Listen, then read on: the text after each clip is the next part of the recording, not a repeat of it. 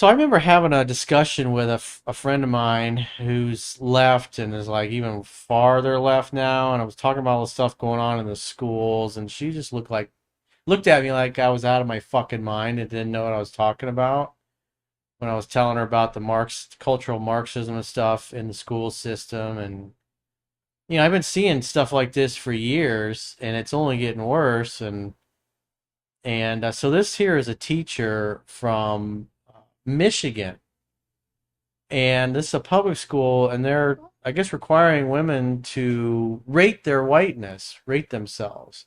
And I guess apparently she had a large number of kids that were children of color, if you will. And so this is basically how cultural Marxism works. It just gets everybody hating each other and going against each other, and it agitates along different fault lines in society. In this case, it's a white teacher versus her black students, and the assumption is it presupposes she's a bad person because she's white. In other words, it's already assumed that she's racist because she's white, basically, and that's the perspective that it comes from. And so it's like they make her go through a struggle session, and it's just nutty, this kind of stuff. But again, friends of mine that are on the left, it's like I've talked about this stuff for many years, and it's just so readily available on Twitter. The clips are and interviews are there all the time, and this is just one of them.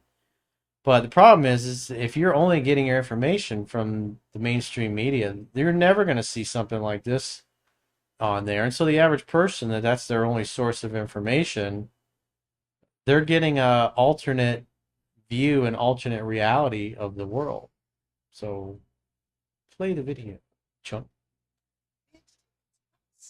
To rate our level of whiteness because our African American, our Black kids were struggling. So we had to take a look at ourselves and do a test of what our measure of whiteness was. And then based on our numerical data from that level of whiteness, we had to stand in a circle. I really just feel like, and I am a woman of integrity. So I took my number and I stood. And I went, wait a minute, I teach remedial math classes. It just was so difficult to be standing in this circle to rate my level of whiteness because my discipline referrals in my lower level math classes, I had a higher percentage of African American Black kids. So I was being measured on that I wasn't as effective as a teacher with them because I was white. And yet I love these kids, and these kids want to learn. I was measured on my number of referrals. My tardies, I was told to decrease the number of detentions that were issued for a certain race that showed up late because culturally it's acceptable for them. And that just, it boggled my brain. So I should not teach them what professionalism is on showing up on time. We need to teach those core principles on what it means to be a responsible citizen. And DEI didn't do that. It's not doing it. And some of the schools are still holding on to it. That's pretty nutty. Sad. That's just Marxism, though. That's how it works. It's, they exploit that, and then, of course, the Marxists go, oh, we got a law that's going to fix that. Just give us more control over your life, and we'll save everybody from those, evil white teachers, apparently. It's like, you can't have shit like that in school. And it's absurd, but like I said, if you say something like that to the average liberal, they're gonna think you're out of your mind because they've never heard about it, they've never seen it, it's not reported in the news channels that they pay attention to, and that's part of the problem. Is the majority of the population is misinformed, And the thing is, once you and they're show them, uninformed. they don't even care too. They're like, oh, it's not happening that much. Or Yeah, if it goes against their beliefs, they just refuse to believe. They'll just Yeah. ignore it. They'll be like, Yeah. okay, they don't care. It's not going to Yeah. change their opinion. it's like arguing with people about guns, or if they're on the left, it's because again their perspective, their solution to everything is control Yeah. and government force and making the government fix everything in society. And that's like you look over in the UK and what's going on over there, and like there was a girl this last week who is tired of being sexually harassed by migrants from mostly Muslim countries or countries Yeah. where, they'll slit your throat for a piece of bubble gum and not even give it a second thought as they walk away, and you're gurgling and drowning in your own blood, and they're on to the next thing. And it's like, when you import people from a different culture that don't value life, or worse, they're taught that they basically all the women in the society where you immigrate to are less than human because they don't have the right religion, and you can basically do whatever you want to them.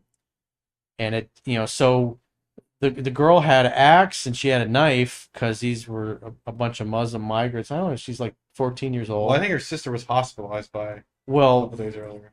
so the girl's 14 years old, and she's got, two weapons to try to defend herself because she's been sexually harassed by these Muslim kids, and so the police went and arrested her for brandishing weapons. And then when one of those girls gets assaulted, it's like they don't do anything. They just, their attitude is, oh, these poor people, they're victims.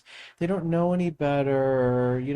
It's their culture's different. We got to be compassionate and just let them out. And they get a slap on the wrist and nothing happens. And it's just getting to a boiling point where it's, if you defend yourself, the police come and arrest you. If you point these things out on social media, they put you in jail. They'll let murderers and people that have done sexual assaults out of jail early so they can put somebody in jail for their Facebook posts. And that's insane. And that's kind of the way the leftist thinks, is that the problem is they never admit their ideology doesn't work. And that's why when you look at, the next thing we'll see is like crime data, it's like nothing changes, nothing happens. Because if they were to actually do something that would fix the problem, then they would have to acknowledge that their ideology and their way of governing a society doesn't fucking work. And their identity can't handle that. So, it's like San Francisco. The people will keep voting for the Democrats because they've got the, I'm a good person delusion, and they just ignore the drug addicts and the people getting murdered and raped and everything else in society. And because they believe in criminal justice reform, that the criminal justice system is corrupt and it unfairly disadvantages certain racial and ethnic groups, that we should be compassionate and just let these people out of jail. And so what happens is that the criminals just get dumped right back out in the street and they keep committing the crimes. It's like in Chicago, it's about 300-400 people that are the problem every weekend. But because the liberals, the Democrats run that city, and what's going to solve the problem is just locking the people up that are the habitual criminals, that goes against their soft on crime ideology, and that's why they'll just keep letting them out in the streets and just keep ignoring all the carnage that they create, because again they have a I'm a good person delusion. And for them to acknowledge that their ideology and their way of governing doesn't work and it's actually dangerous and harms people, their identity can't handle it, so they just choose to ignore it, like a scotoma. Their brain sees it, they notice everything, but they refuse to acknowledge it, because to acknowledge it means acknowledging that their ideology doesn't work and they can't handle that. So they just keep going on with the delusion. And so this next tweet that you're going to see here is from Governor Pritzker. He's related to what is the Hilton family, or one of the big hotel families. The family basically kicked him out of the business because he was so fucking incompetent, on top of being morbidly obese and committing slow suicide by food. But he's committed to his liberal ideology. And so, talking about crime, so let me see the Donald Trump tweet a little bit. So Trump tweets out, a really deadly weekend in Chicago. 6 dead, 27 hurt in crime sprees all over the city. Panic-stricken Governor Pritzker says the crime is under control, when in fact it's just the opposite.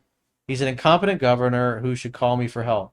Mayor Johnson is no better. Mayor Johnson's the mayor of Chicago. And so close that and go back to his response. So he says, this is, this is the way they just ignore the data. And so here's the reality, is that there's several states that have Republican governors, but when you look at like the top 20 most violent cities, all of them have Democrat mayors. And so you have the Democrat governor of Illinois that Trump's pointing out Chicago and the fact that it's a Democrat mayor.